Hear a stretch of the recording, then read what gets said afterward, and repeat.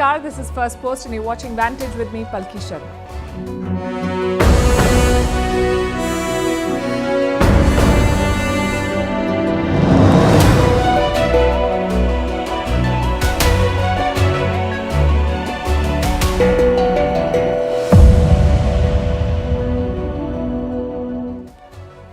The big newsmaker of the day is French President Emmanuel Macron. He is in India as the chief guest of the Republic Day parade tomorrow. Today was day one of his visit. He spent it in Jaipur, sightseeing, meeting people, holding a roadshow, and then a bilateral meeting with Prime Minister Narendra Modi. We'll bring you the colour and the substance.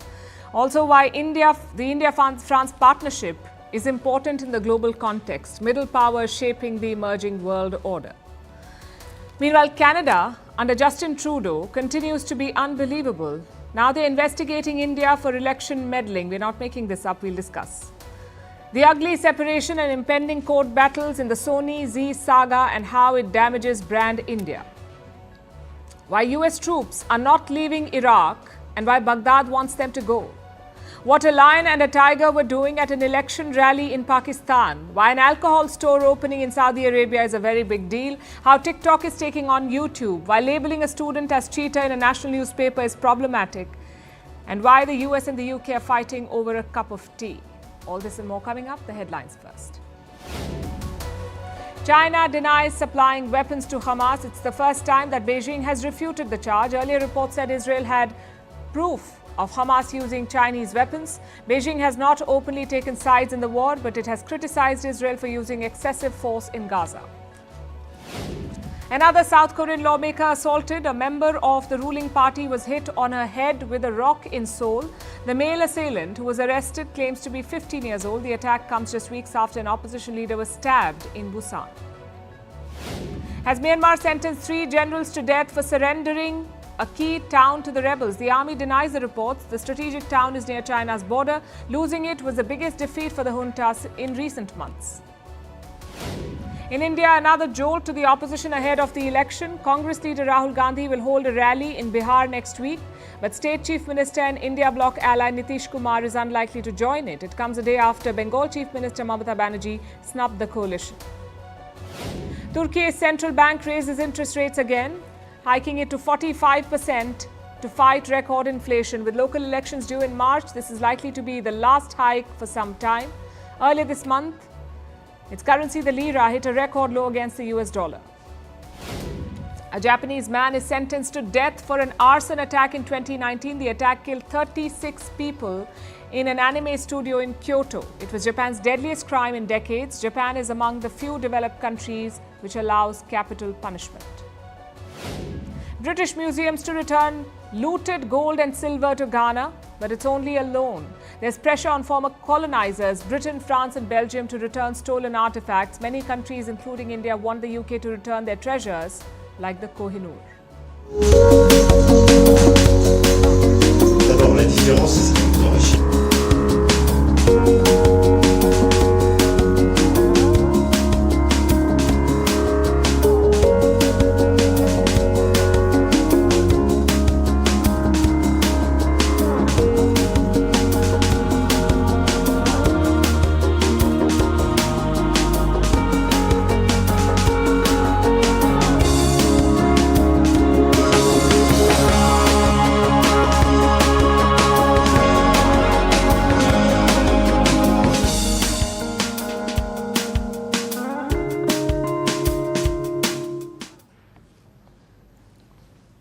The pictures say it all. It's one of those stories. French President Emmanuel Macron in the pink city of Jaipur in a day of many highlights. This one stands out. Prime Minister Modi took President Macron shopping. And what did he get? A replica of the Ram Temple from a shop near Jaipur's iconic Hawa Mahal. Take a look at this. Daily life है उससे परिचित होते हो और इस वक्त देखिए कुछ शॉपिंग भी चल रही है और दुकानों में जो आर्टिफैक्ट हैं पूरी दुनिया में The replica was gifted by Prime Minister Modi to President Macron. He is in India as the chief guest for the Republic Day parade, and he's not the first French leader to be invited for this. 5 others have been chief guests before him, and yet this visit is very different. No one has captured the mood of India as well as Emmanuel Macron. with his social media posts in Hindi, his photo ops with Prime Minister Modi, his obvious endorsement of the Ram Temple and his selfies with the people of Jaipur. Macron has invested in this relationship and India is responding in kind. Jaipur rolled out the red carpet, decked up in Indian and French tricolours to welcome the French president. Jaipur is the capital of Rajasthan, a western Indian state famous for its palaces and heritage sites. And now it's playing host to Macron. This is a break from convention. In the past, the visits of world leaders and bilateral meetings were all about Delhi. Maybe a trip to the Taj Mahal followed, but by and large, it was centred in the capital, national capital. Prime Minister Modi is changing that. He took former US President Trump to Ahmedabad, former Japanese Prime Minister Shinzo Abe to Banaras, the UAE President to Ahmedabad, and now the French President to Jaipur, complete with road shows. It's a rare experience both for these leaders and for the people of these cities. And Macron seems to be having a good time. He got a full tour of the iconic sites. His first stop was the Amer Fort, where he received a traditional welcome.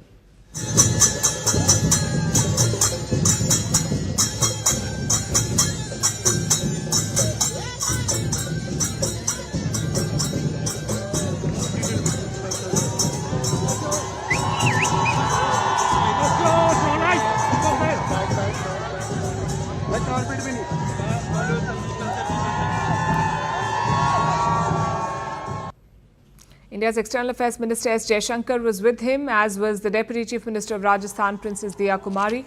Wherever they went, Macron was greeted by large crowds. The French president did not shy away from shaking hands or posing for selfies and speaking with the people who'd come to greet him. At the Amer Fort, he interacted with Indian students who spoke with him in French. Bonjour Monsieur le Président, je m'appelle Anushka et j'ai visité France dernière année en septembre pour un programme de... Comme je le disais, je pense qu'il y a des choses très profondes qui nous unissent. Une créativité, un rapport à la fois, je dirais, à la transcendance. Et puis...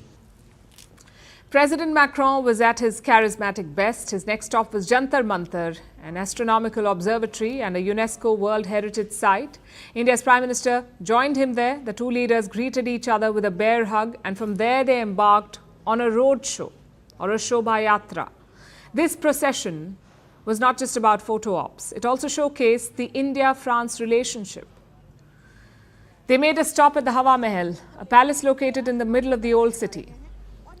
Hawa Mahal literally translates to the Palace of Winds. It was built in the year 1799. The palace has more than 900 windows. It is world famous for its architecture. Modi and Macron stopped there to have tea. Now, this stretch is home to Jaipur's oldest and most famous markets, so the leaders did some shopping. And that's when Macron took the Ram Temple replica.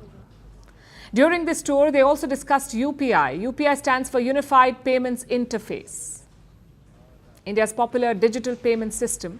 Last year, when Prime Minister Modi visited France, they signed a deal to integrate India's UPI with France's Lira network. The pact paved the way for India's UPI to be accepted in France. The system will be operationalized soon, and today President Macron got a chance to see UPI in action before it goes live in France. Basically, this was a carefully planned tour to make the most of the time they had and build synergies. This visit caps 25 years of the India-France partnership, and it's a very special partnership. France is a key supplier of weapons. French companies are among the largest investors in India. Both countries are also working on a nuclear partnership. While Macron is in India, he'll try to make progress on all three fronts. India has bought Rafale jets and Scorpion submarines from France. President Macron wants more deals and bigger contracts. A nuclear deal could be in the pipeline. Paris is offering 6 small reactors to New Delhi. They're also hoping for a breakthrough on a free trade pact between India and the European Union. President Macron will lean on his personal equation with Prime Minister Modi to make progress on all counts.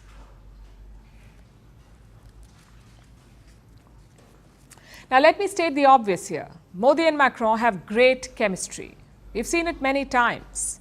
Whether it's enjoying fireworks in Paris, or a roadshow in Jaipur, or a bilateral at the G20, the comfort and warmth is evident. And that's because of 2 reasons. 1, their personalities are clearly in sync, though they're 27 years apart. And 2, because the bilateral relations are so good. There are no disagreements between India and France, no internal meddling, no sermons, and no strategic rivalry. Why is that? Because both India and France share a similar vision, that of a multipolar world. They don't want to dominate or dictate others. Listen to this. आज विश्व बदल चुका है, आज multipolar world है, आज दुनिया का हर देश इंटरडिपेंडेंट है, इंटरकनेक्टेड है और उसमें हर एक की अपनी आवश्यकताओं भी कारण है और टेक्नोलॉजी भी रोल कर रही है. Nous sommes irrémédiablement liés. The world has become multipolar again. This means that we have to relearn the complexity of the dialogue, but also its fertility.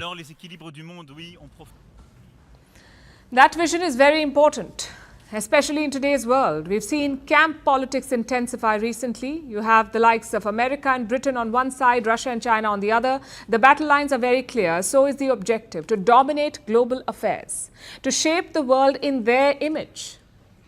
And we've seen this before. The Cold War in the last century was about the same thing. The US on one side, the Soviet Union on the other. You were either with them or against them. But some countries refused to play that game, like India. They remained non-aligned throughout the Cold War. France was not part of that gang. They were very much in America's camp. Yet Paris was not a blind follower. I'll give you some examples. In the 1960s, they sold weapons to India, including aircraft like the Mirage. In 1982, they shipped nuclear fuel to India. The US was supposed to be the original supplier, but when they pulled out, France stepped in. And this continued even after the Cold War. In 1998, India carried out a nuclear test. Most Western nations sanctioned India, but France did not. What does that tell you? France is more reliable than other Western countries. They have an independent streak. Consider the US war in Iraq. Britain jumped at the chance of helping America. Again, France did not. They opposed the US invasion. Which brings us to present day. Both India and France are middle powers. That's the term used for countries that are not seen as superpowers, but they still have a lot of influence over regional and global affairs. Those are middle powers. Let's look at some numbers. France has 290 nuclear warheads. It is the fourth largest nuclear power in the world. India has 164 warheads. It is ranked 7th. Let's also look at the economy. France's GDP is around $2.7 trillion. It's the 7th largest economy. India's GDP is 3.3 trillion. It's the 5th largest economy in the world. Now, the point of this analysis is quite simple. Together, India and France have a lot of clout. France can bring in the European Union. India can influence the global south. It's a win-win partnership. Also, a necessary partnership. There are two wars ravaging the world right now. Russia versus Ukraine and Israel versus Hamas. Both have deepened political divisions. In Ukraine, the West is backing the Kiev regime. They will not let Ukraine surrender or lose. Same in Israel. The US won't pressure Israel for a ceasefire. On the other side, you have China and Russia. Beijing is silently backing Putin's war. Reports say Russia is using Chinese gear in Ukraine. So who is talking about peace? Who is aiming for the middle ground? Countries like France and India. Let's look at how they have navigated these two wars. We start with France. In February 2022, President Macron flew to Moscow. He met President Putin of Russia. He tried to dissuade him from invading Ukraine. Unfortunately, it did not work. When Putin invaded, Macron helped Ukraine. He has given them military aid worth $3.5 billion. At the same time, he's open to talks. Macron says he will speak to Putin if there is hope for peace. His policy in Israel has been similar. Macron flew down after the Hamas attack. He expressed solidarity with the Israelis. But now he's urging restraint. He says fighting terrorism does not mean flattening Gaza. And he is right. Now we come to India. When Russia invaded Ukraine, New Delhi did not condemn it. Instead, it called for dialogue. Prime Minister Modi told President Putin, this is not the era for war. At the same time, India sent aid to Ukraine. Not military aid, humanitarian aid. The 15th consignment reached this week to Ukraine. And in Israel, India's policy mirrors the French one. First, full solidarity, then a ceasefire call. Now, both these approaches are rooted in realism. The idea is not to take sides or make a bad situation worse. The idea is to find solutions, which is why the India-France partnership is so important. It may not be a new non-aligned movement. But it's certainly an alternative to camp politics.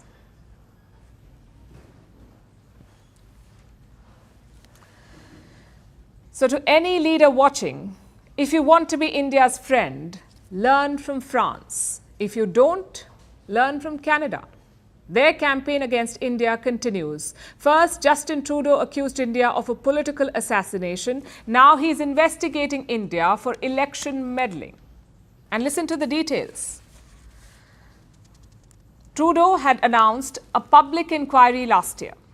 There was talk of Chinese meddling in the Canadian election. So the opposition put pressure on the Prime Minister. But the inquiry was never about India. It was about the likes of Russia and China, countries that have a history of foreign meddling. The US does too have a history of foreign meddling, but of course Canada would not dare investigate the US. So this probe was focused on Russia and China. How did India enter the picture? Well, officially there is nothing stopping the investigators. The committee can probe any country, but the real reason is this. Let me show you a headline from September last year. Jagmeet Singh wants India included in public inquiry on poll interference. I'm sure most of you know this man. If not, he has two things you should know. A, Jagmeet Singh is a bona fide Khalistani, and B, his party is keeping Trudeau in power. Now try connecting the dots. In September, Jagmeet Singh wants India investigated. In January, the inquiry names India. Coincidence? There is no such thing in politics. So what happens next? Public hearings, the first of which will be held on Monday. An interim report is expected in the month of May. The final one will be published by the end of this year. But forget the technical details. Let's focus on the politics. Canada had reasons to investigate China. Multiple reports accused Beijing of helping Trudeau's party, and logically it makes sense because Canada's opposition is fiercely anti-China. So Beijing would want Trudeau in power. And those reports also took names like Han Dong. Until last year, he was a lawmaker from Trudeau's party. Now he sits in parliament as an independent. Do you know why? Because he reportedly lobbied for China. And that's a credible lead, one that links Justin Trudeau's Liberal Party to Beijing. But what does Trudeau do? He turns the attention to India. He accuses and investigates New Delhi without proof. Just think about it.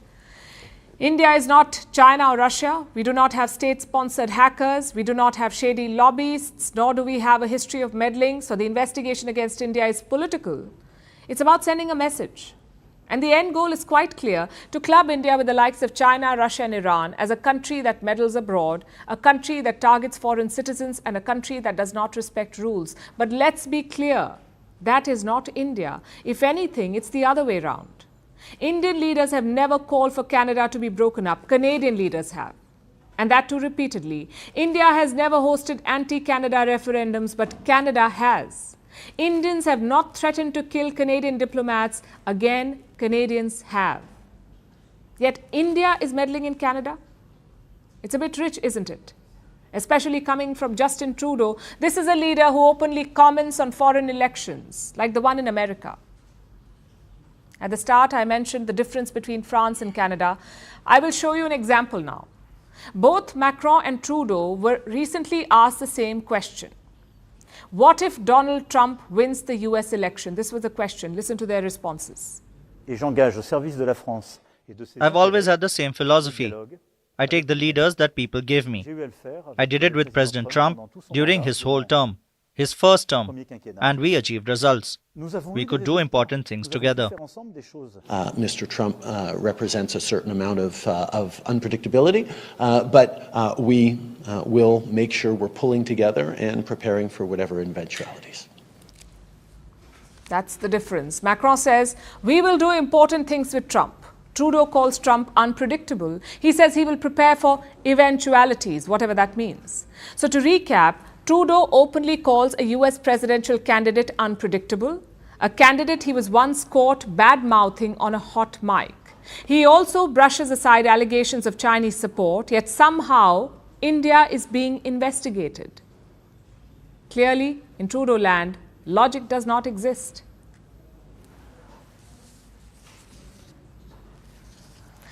Now let's talk about the Sony Z Saga. Two heavyweights in the entertainment business. They wanted to join forces, but after 2 years of negotiations, the proposed merger collapsed.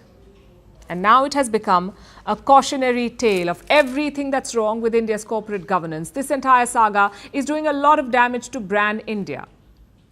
When it was first proposed, the idea seemed promising, at least on paper. Two industry leaders coming together to run a $10 billion entity, a bigger ship in theory. But it sunk before it could sail, leaving a bitter taste in everyone's mouth. A legal battle is now on the horizon. Z is taking Sony to court in both India and Singapore. It is seeking to implement the merger terms. Z's case rests on two arguments. First, there was no breach of terms, that's what they say. Z says it engaged with Sony in good faith. And the second argument is that Sony does not deserve a termination fee. They've asked for it, the Japanese giant Sony. They've asked for some $90 million in compensation. Compensation for the failed merger, that's what Sony wants. What about Z? What does it want from the lawsuit? It wants a merger with Sony. Z wants to enforce it through courts. Their filing says, and I'm quoting, Z calls upon Sony to immediately withdraw the termination and confirm that they will perform their obligations to give effect to and implement the merger scheme. So the courts could decide the fate of this merger. Z wants it, Sony does not want it. Reports say Sony's chief in India has in fact written to his employees. The letter talks about exploring new opportunities, meaning Sony remains dedicated to India, but it doesn't want to do business with Z. So will there be a forced marriage? That's for the courts to decide. Meanwhile, Z's troubles are growing. The company is on the radar of the ED, that's the Enforcement Directorate. It's a government agency tasked with fighting economic crime. Yesterday, ED officials showed up at Z's Mumbai offices. They searched the premises, they questioned the employees, some of them. So what were they looking for? It's not clear as of now, but here's what we know. Z's founders are being investigated by SEBI, the Securities Exchange Board of India, SEBI. SEBI is India's market regulator. It is probing allegations of fund diversion by Z founder Subhash Chandra and his son Puneet Goenka, who's also the CEO and managing director of Z. They're said to have stolen from the company anywhere between 800 to 1,000 crore rupees. That's 90 to 120 million US dollars diverted from the company. This probe has come as a big setback for Z. It's also one of the reasons why the Sony merger failed. Sony felt uneasy about the investigation and the scrutiny against the founders. When the deal was first signed, Goenka was poised to lead the merged entity, but then this investigation began. SEBI banned Goenka and Chandra from holding any managerial positions. That ban was later lifted, but Sony remained uncomfortable. Also, the regulator did not take the heat off the founders. So this month, Subhash Chandra appealed to the government. He sought their intervention. Reports say he wrote to Nirmala Sitharaman, the Finance Minister of India, and in this letter, he's accused SEBI of scuttling the merger.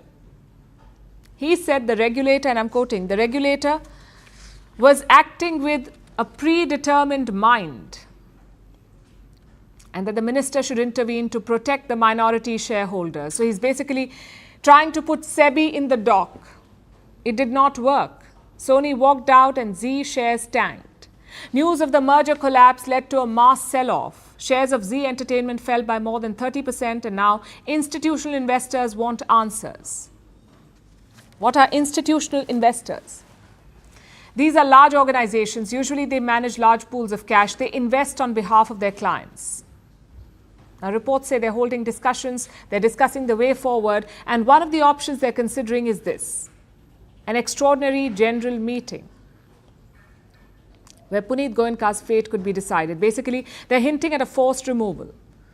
And the founders of Z are under pressure. They need to devise the way forward. And they must do it fast, else they will face the wrath of the shareholders.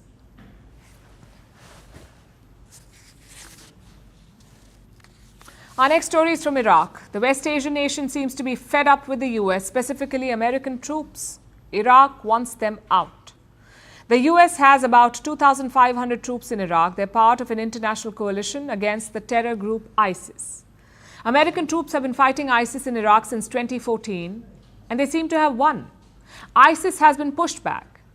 But despite the success, the Americans do not seem to want to leave, and this has become a problem for Iraq, especially because of the war in Gaza. Anti-American sentiment is on the rise. Iraq's leaders do not want to be associated with the US any longer. Here's our report.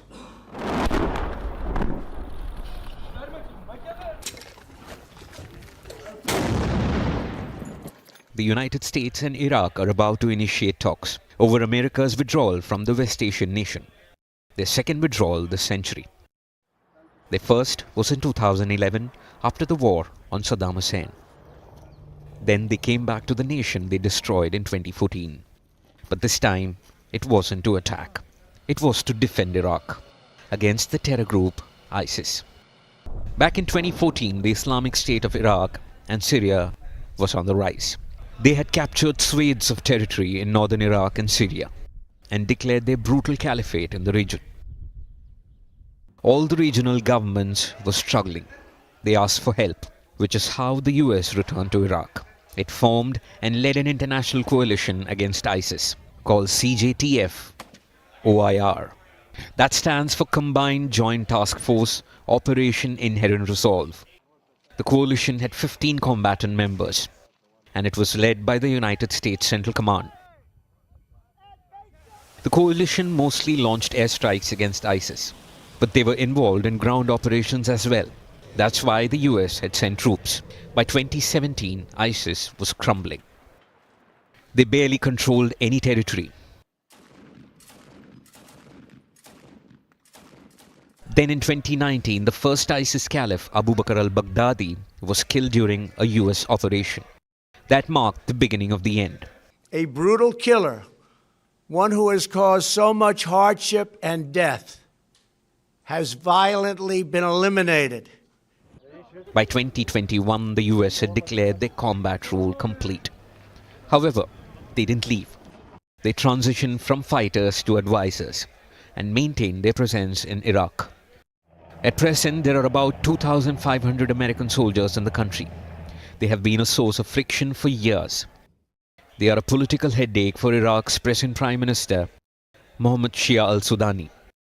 Al-Sudani became PM in 2022 with the backing of groups friendly with Iran. America's great Asian headache, Al-Sudani, has been attempting a balancing act, trying to keep Iran happy, while also maintaining cordial ties with the US. But Iran has no such dilemma. We have repeatedly expressed our views to the authorities of the countries of the region, including Iraq, and declared that the presence of the American forces in any form whatsoever would not help to maintain the stability and peace. Al-Sudani has tried to ask American troops to leave for a while now. He had broached the subject early last year, and the two countries had even decided to hold a high military commission last year to chalk out a path towards the US withdrawal. But all that progress stalled last October, when Hamas attacked Israel on October the 7th. The US backed Israel, and this has been breeding anti-American sentiment in the region, including in Iraq. The presence of American troops is becoming an even bigger political liability for al-Sudani. It came to a head on the 4th of January, when the US killed a high-ranking Iraqi militia commander in Baghdad. The target belonged to an Iran-backed Shia militia operating in Iraq. The US says these groups have been responsible for numerous attacks on American bases and personnel in both Iraq and Syria. But the slain militia commander was also nominally working under the Iraqi military. So technically the US killed an Iraqi ally, which is what has revived PM al-Sudani's efforts to oust the US troops. The reasons for the presence of coalition forces were to confront ISIS. The end of the mission of the international coalition is a necessity for the security and stability of Iraq. It is also necessary to maintain constructive bilateral relations between Iraq and the countries of the international coalition. The Iraqi PM insists that they will maintain a constructive bilateral relationship with the US. But will Washington listen and leave? The US may fear that al-Sudani's Iraq could fall to terror once again. Then there's the Iran angle. how a US withdrawal could be a win for Tehran. But Iraq is sick of the American troops. They have been around in some form or another for over 2 decades. And Iraqis are tired of their interference, good or bad. They want the Americans to head home and leave them to their own fate.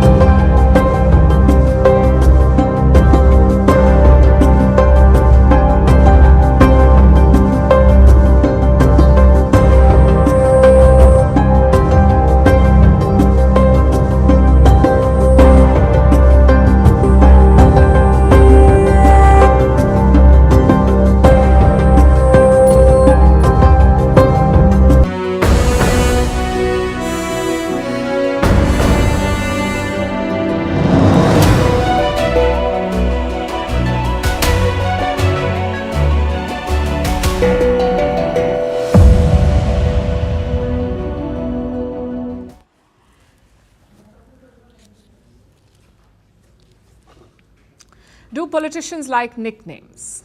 If they're good ones, why not? Just look at Nawaz Sharif, the former Prime Minister of Pakistan. His supporters often call him Sher-e-Punjab, meaning the Lion of Punjab. This week, Nawaz Sharif held a rally in Lahore. Thousands of his supporters came to see the Lion of Punjab.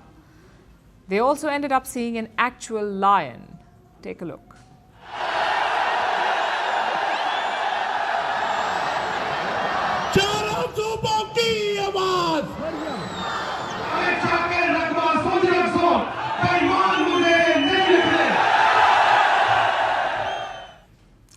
Don't be surprised, keeping big cats as pets is quite common in Pakistan. Karachi alone has 300 pet lions. Imagine that, 300 pet lions in one city. The obvious question is why? Many Pakistanis consider big cats to be a symbol of power, money and masculinity. But is it legal? Well, yes and no. Importing wild animals was banned recently, but the rest of it is fuzzy. The laws change from province to province. Either way, let's focus on the rally. The tiger and lion are both symbolic to the Sharifs. Nawaz Sharif, like I told you, is called the Lion of Punjab, and the tiger is the election symbol of his party, the PMLN, or the Pakistan Muslim League Nawaz.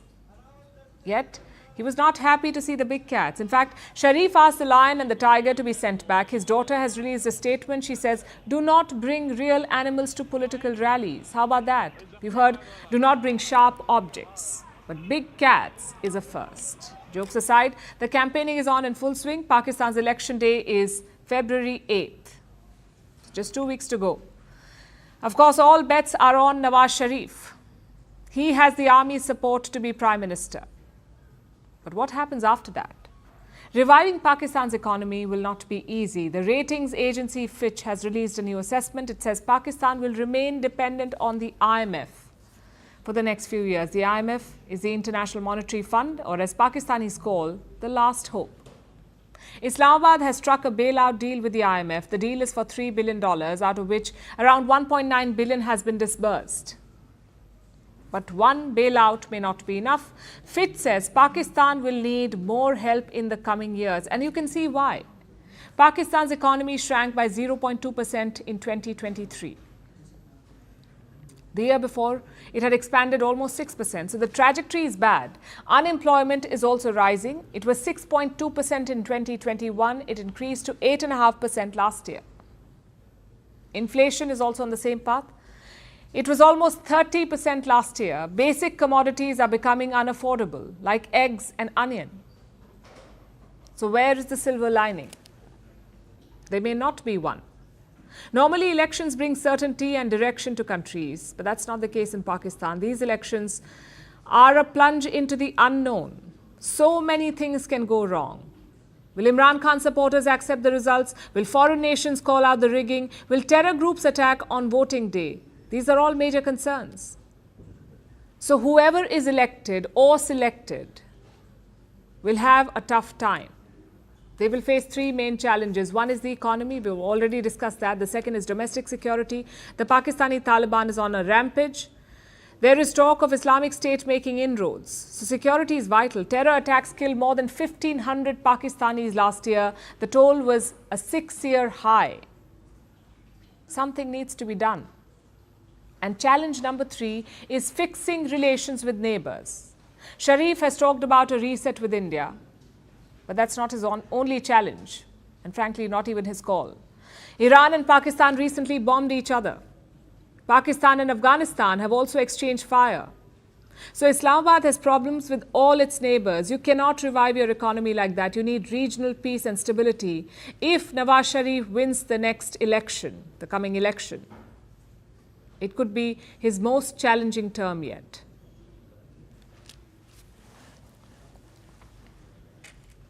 Now let's look at what's going on in Saudi Arabia. The kingdom is making headlines for a new policy, a new alcohol policy. In a few weeks from now, Saudi Arabia will be opening its first alcohol shop. Riyadh will see legal liquor sales after 7 decades. Prohibition was imposed in the year 1952 after a Saudi prince shot a British diplomat dead in a drunken rage. And since then, alcohol has been a taboo in the kingdom. But Saudi Arabia is different now. It's de facto under the rule of Crown Prince Mohammed bin Salman, and MBS has been trying to bring the kingdom into the future under his Vision 2030 plan. It seems the vision involves a more liberal alcohol regime. But that doesn't mean the booze will start flowing in Saudi Arabia just yet. There are some rules and restrictions with the new alcohol regime. Here's our report. When you think of Saudi Arabia, you think of a conservative, oil-rich kingdom. But it seems it's ready for a new tequila sunrise. If you haven't figured it out yet, Saudi Arabia is finally going to allow the sale of alcohol. Yes, the kingdom will be opening a new booze shop in a few weeks. Its first in over 7 decades. Now, this doesn't mean you can just jet to Jeddah for a gin and tonic. The alcohol shop isn't for everyone. It's just for diplomats. That too, only non-Muslim diplomats. The shop will be located in Riyadh, the capital's diplomatic quarter. And the rules to get in are strict. First, as we mentioned, it's only for diplomats. They will have to go and buy the alcohol in person. They can't send any of their staff. They have to make an appointment on what's known as the Diplo app. When they arrive for their appointment, they will have to show proof that they are above 21 years of age. They also have to make sure they wear proper attire. So, no running to the booze shop in workout clothes for a last-minute party. Purchasing booze will be a serious, formal affair. And secretive too. No cell phones allowed, apparently. There will be booze quotas as well. Every diplomat will be entitled to 240 points of alcohol every month. What can you get for 240 points? A litre of spirits is worth 6 points, a litre of wine is 3, and it's 1 pint for a litre of beer.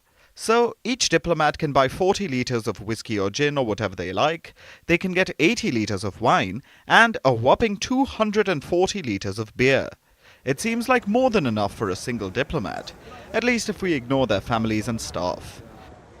Now, with all these rules, you may think that it's barely any change, but you must remember, this is Saudi Arabia, a country where women couldn't drive till 2018. That's also the year when movie halls returned after a gap of almost 4 decades. The last few years have seen momentous changes in the kingdom. They are all part of one man's vision, Crown Prince Mohammed bin Salman. The de facto Saudi ruler is trying to diversify the kingdom's economy, move it past their reliance on oil. He has been trying to attract multinational companies, global sports franchises. He's even trying to boost tourism. But for that last plan to succeed, MBS needs the world's perception of Saudi Arabia to change. Liberalizing alcohol sales may be one way to attract visitors. The booze is limited to diplomats for now, but in a few years, maybe by the time the 2034 Football World Cup comes about, the people of Saudi Arabia will be more comfortable with seeing alcohol, because they haven't for decades. It was banned in 1952, a few months after a drunken scandal. It involved Prince Mishari bin Abdulaziz. He drank too much at a party and shot dead Cyril Usman, the British vice-consul in Jeddah. This led to his father, King Abdulaziz, banning alcohol.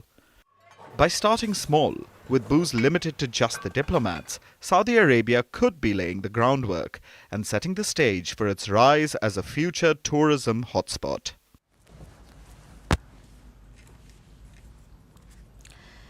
Now let's talk about TikTok, the app that has revolutionized social media and took snooping for China to another level. TikTok was the pioneer of short-form content. It launched 15-second videos. They were addictive. They reduced our attention spans, and now TikTok is venturing further. It wants to take on YouTube. How? By playing long-form content, basically longer videos. TikTok is already testing it. It is allowing some users to upload 30-minute long videos. And if this feature is launched, it will put TikTok in direct competition with YouTube. For years, YouTube has been the undisputed leader of long videos, so why is TikTok vying for this crown? To understand that, let's look at TikTok's trajectory. It came about in 2016, and since then, it's been a game changer. TikTok had 2 major USPs. One, short-form content, videos that are not longer than 15 seconds, so in 1 minute you can watch 4 of them. And 2, vertical videos. We were used to tilting our phones to watch videos. TikTok changed that, and it became the fastest growing social media platform. In 2021, it had 1 billion users. By the end of this year, it will have 2 billion. Many other platforms tried to replicate this success. Instagram got Reels, YouTube launched Shorts, Snapchat introduced Spotlight. Everyone ventured into the world of short-form content, which means TikTok lost its differentiator. Sure, it was the pioneer, but now everyone was doing the same. So TikTok started shifting away. 15-second videos became a minute long. Then it expanded to 3 minutes. Soon it was 10 minutes, and now it's testing out 30 minutes. But will that be enough? Can TikTok take on YouTube with just longer videos? Let's look at the numbers first. YouTube is owned by Google. It was launched in 2005. It has a user base of 2.5 billion people. TikTok came almost 10 years later, and its user base is still smaller. It's impressive, but not as big as YouTube yet. Plus, YouTube exists in major markets like India, where TikTok has been banned. So YouTube has the upper hand here. Then there's the monetization. TikTok is known for its creators, but they don't get paid as much as YouTube. In general, TikTok pays creators 2 to 4 cents per 1,000 views. So if you have 1 million views, you'll get between $20 and $40. Then there's the TikTok Creators Fund. It was launched in 2020, pledging $1 billion to its top creators. The money is divided equally. In 2022, it introduced TikTok Pulse. It's about ad revenue. In contrast, YouTube pays around $2 to $29 per 1,000 views. The average is around $18. Its 2 main funding sources, AdSense, that's the ad revenue, and YouTube Shorts Fund. Long story short, YouTube pays more. Also, there's TikTok's association with China. It's owned by ByteDance, a Chinese company, and that has raised many questions about snooping, about Chinese interference. TikTok has been banned in some countries. It is banned on governmental devices in others. The US wants to investigate the app. So unlike YouTube, TikTok does not have it easy, which brings us to how the platforms are used. YouTube is like a search engine. In fact, it's the most used search engine after Google. People use it for all kinds of stuff, educational videos, cooking recipes, daily news. It's not just an entertainment app. It's a video app. It's about everything under the sun. Plus, YouTube was built for the web browser. TikTok was built for the phone. And where YouTube lags behind is the time spent. Users spend an average of 17 minutes on YouTube, but on TikTok, users spend an average of 95 minutes a day. That's more than 1.5 hours every day. It's because of its algorithm. It's almost like it can read your mind. It's addictive. You spend hours scrolling. Can TikTok replicate that for longer videos? If it does, YouTube would have some serious competition. But it's not like YouTube is not innovating. It is also pushing shorter videos.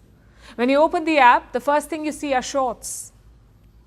It has also announced AI features, like a new editing app like TikTok.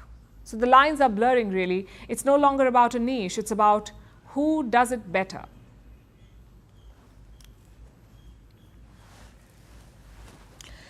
For our next story, let me narrate a scenario for you.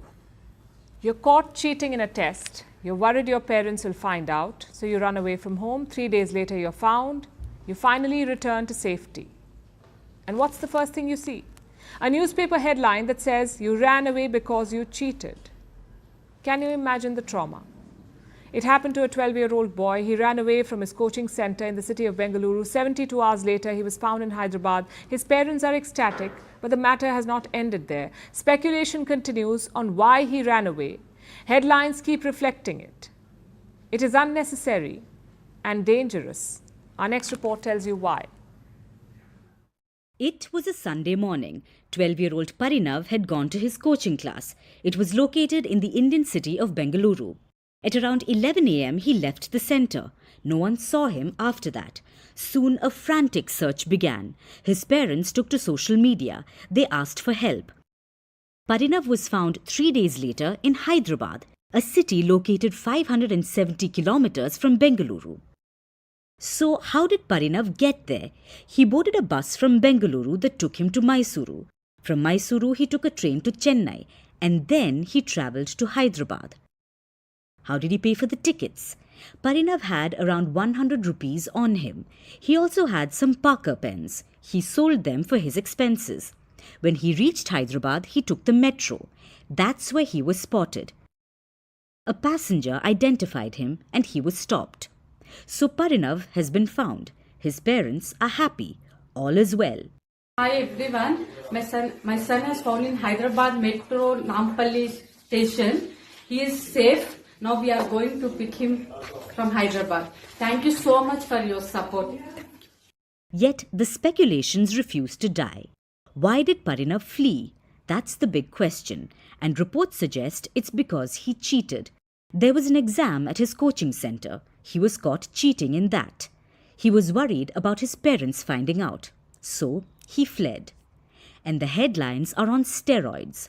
Boy fled after cheating in exams. Can you imagine the effect that can have? A 12-year-old boy buckles under academic pressure, cheats in an exam, and runs away from home, all because he doesn't want his parents to know. Parinav is now back home, but there's been a disturbing rise in the number of missing children. In 2023, the number of missing children in Bengaluru was 421.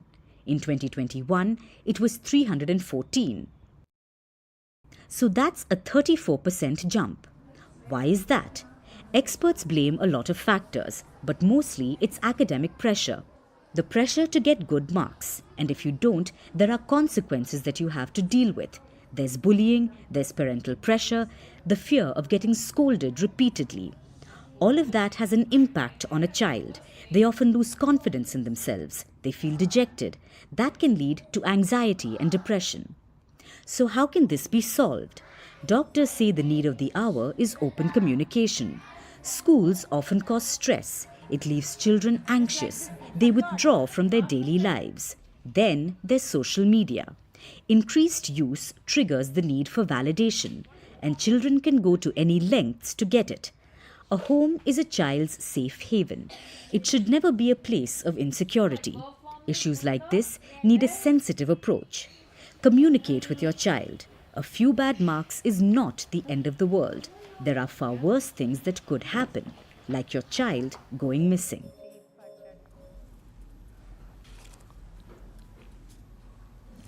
Our last story tonight comes from two countries on the opposite sides of the Atlantic, America and Britain. They find themselves on the opposing ends of a historic debate too.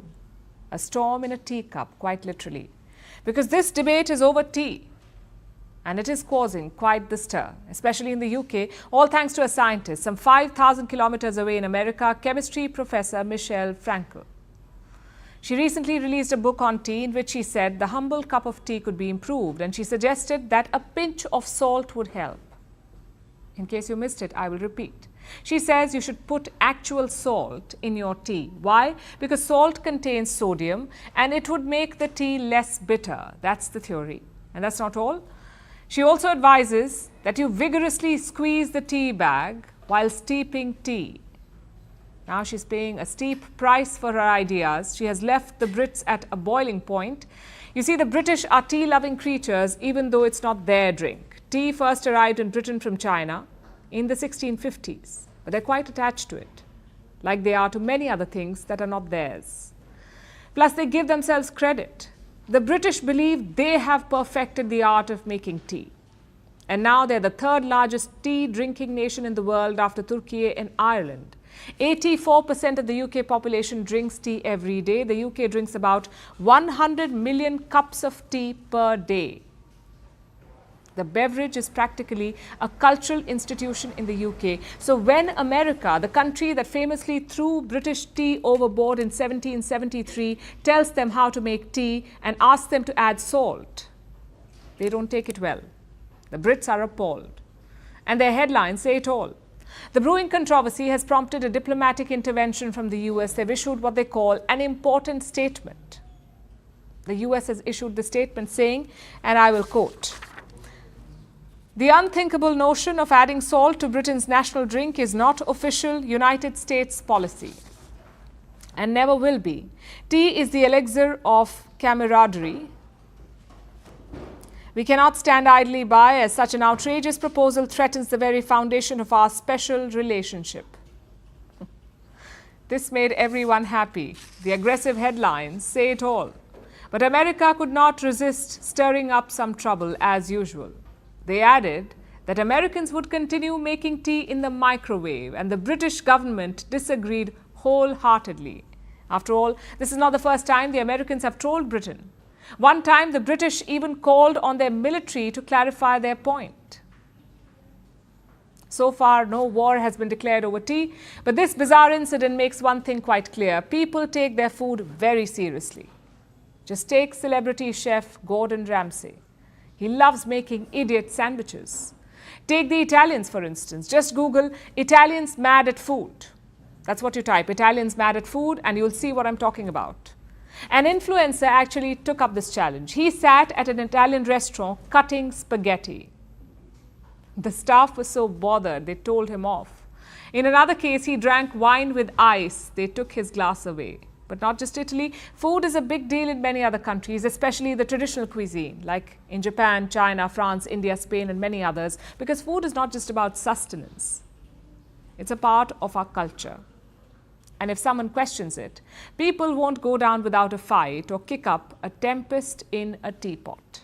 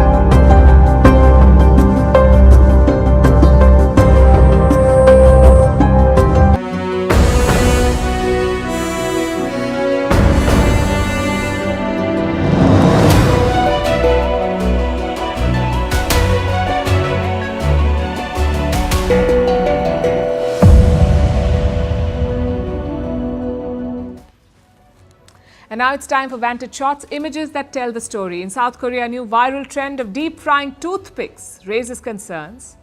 In China, a giant dragon was painted on snow to mark the Spring Festival, and 200 drones lit up Madrid's sky, forming shapes of iconic tourist spots like the Taj Mahal. Finally, we're taking you back in history. On this day in 1924, the first Winter Olympics kicked off in France. 16 countries gathered to compete in the French Alps. It initially received some pushback from the Scandinavian nations, but the competition was a huge success. We are leaving you on that note. Thanks for watching. We'll see you tomorrow.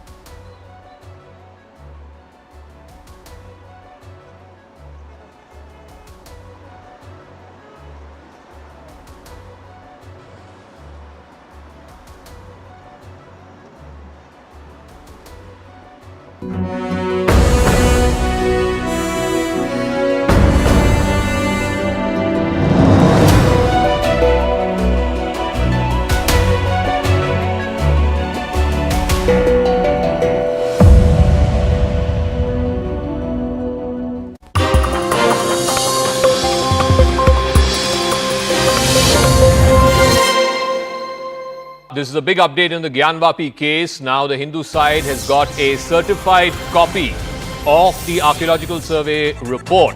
Vishnu Jain, who's the lawyer for the Hindu side, he's holding a press conference even as we speak. He is reading out excerpts of that report. He is saying that in the report, the ASI says it can be said that large Hindu temple was there before the construction of the existing structure. Vishnu Jain is claiming in this PC that the ASI report can be said that there was a large Hindu temple, structures of which were seen taken from that to the existing structure, which is the mosque. He has cited the ASI report, and he is claiming that the central structure of the pre-existing structure is being used as the hall of the current mosque. Now, like I said, I'm adding the caveat here that these are Vishnu Jain's claims. CNN News 18 has not seen this ASI report. This ASI report, as per the court, has only been made available to the lawyers of the respective parties. At some point, when one of our reporters gets access to that report, then we can say what is said in the report. As of now, these are claims being made by the Hindu side lawyer in a press conference that he's holding right now. So let me go across to... All right, let's play out the soundbite, and then I'll go across to our legal correspondent, Ananya. फिर इसके बाद western chamber और western wall के बारे में जो SI ने finding दी वो बता दो. Eastern half of the western chamber still exists, whereas the superstructure of the western half has been destroyed. This chamber was also connected with the north and south chambers through a corridor accessible from its north and south entrances respectively. Remains of this corridor in the northwest side came to light on removal of garbage and debris. The western wall of the existing structure is the remaining part of a pre-existing Hindu temple. ये बहुत महत्वपूर्ण finding है ASI की. ASI ने कहा है कि जो पश्चिमी दीवार है इस तथाकथित मस्जिद की, ये पार्ट है एक प्री एग्जिस्टिंग हिंदू मंदिर का। मतलब ऐसा ये कह रहा है कि जो पश्चिमी दीवार है, ये पश्चिमी दीवार एक हिंदू मंदिर का पार्ट है। दिस वॉल, पश्चिमी दीवार, this wall made of stones and decorated with horizontal mouldings is formed by remaining part of western chamber, western projections of the central chamber and western walls of the two chambers on its north and south. Central chamber attached to the wall exists unchanged, whereas modifications have been made to both the side chambers. All these chambers had an opening in the all four directions. Decorated arc entrance of central, north and south chambers towards west have been blocked. तो ऐसा ही उसका प्रारूप बता रहे कि कैसे कैसे यहाँ पे एक प्री एग्जिस्टिंग हिंदू मंदिर हुआ करता था। इसके बाद पिलर्स पे जो एएसआई की फाइंडिंग मैं वो बता रहा हूँ। The pillars and plasters used in the existing structure were studied systematically and scientifically for the enlargement of the mosque and constructing सहन parts of pre existing temple including pillars and pilasters were reused with little modifications. मतलब ऐसा ये कह रहा है कि जो इसमें खंबे लगे हुए हैं वो खंबे हिंदू मंदिर के थे और उसी को रीयूज किया गया। माइन्यूट नहीं, ये खंबे की बात हो रही है। पश्चिमी दीवार की फाइंडिंग खत्म हो गई है। अब जो मंदिर की थी, पश्चिमी दीवार की फाइंडिंग खत्म हो गई है। अब जो नेक्स्ट फाइंडिंग है खंबे की फाइंडिंग है। ये खंबे जो पिलर्स जो खंबे मिले हैं वहाँ पे व्यास जी के तहखाने में और जो जितने तहखाने वहाँ पे जितने खंबे मिले हैं उस खंबे पे एएसआई की क्या फाइंडिंग मैं वो बता रहा हूँ और दोबारा पढ़ के सुना रहा हूँ। The pillars and pilasters used in the existing structure were studied systematically and scientifically for the enlargement of the mosque and constructing सहन parts of pre existing temple including pillars and pilasters were reused with little modification. मतलब जो हिंदू मंदिर के खंबे थे उनको दोबारा इस्तेमाल किया गया कुछ मॉडिफिकेशन करके। Minute study of pillars and pilasters in corridors suggests that they were originally part of pre-existing Hindu temple. For their reuse in the existing structure, Vyala figures carved on either side of lotus medallion were mutilated, and after removing the stone mass from the corners, that space was decorated with floral design. This observation is supported by two similar pilasters still existing on the north and southern wall of the western chamber in their original place. मतलब ऐसा ये कह रहा है कि उन pillars में जो क्राविंग्स थी उसको भी डिस्ट्रॉय किया गया है और उसी को एक हिंदू मंदिर के जो खंबे थे उसको दोबारा रीयूज किया गया है। अब इसके बाद आगे की फाइंडिंग पे आ रहे हैं। एएसआई ने जो फाइंडिंग दी है इंस्क्रिप्शन पे, एक वहाँ पे इंस्क्रिप्शन मिला था, उस पे एएसआई की जो फाइंडिंग है वो बता रहा हूँ। During this survey a number of inscriptions were noticed on the existing and pre-existing structure.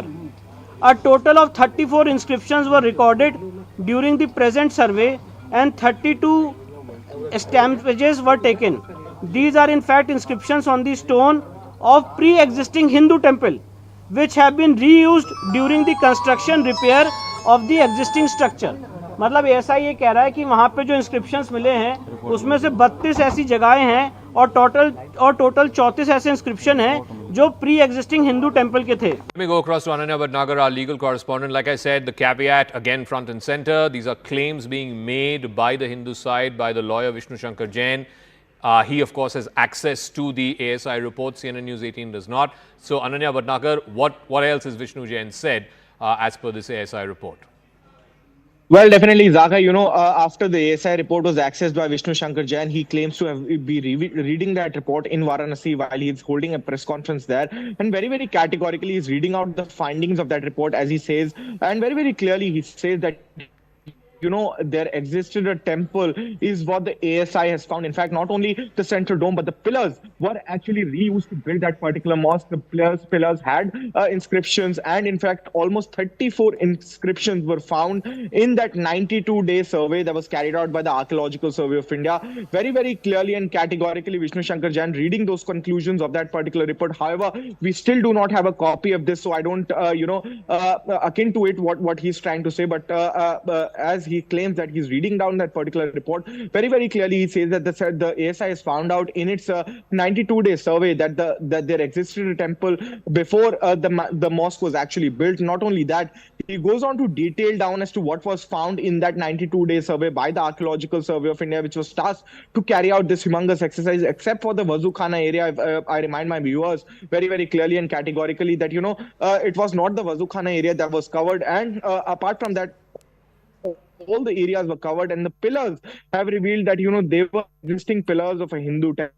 That the central dome to the northwest very, very clearly claimed that it was a temple that was existing there. And not only that, there are various other material that the ASI has found that very, very clearly and categorically show that there existed a Hindu temple before that particular mosque was built. Though we are yet to receive the copy of that report, so we'll have to wait and watch for the final report to come in. Remember that the report goes into Ananya, I'm completely out of time. We will come back to you as and when we can get access to that report.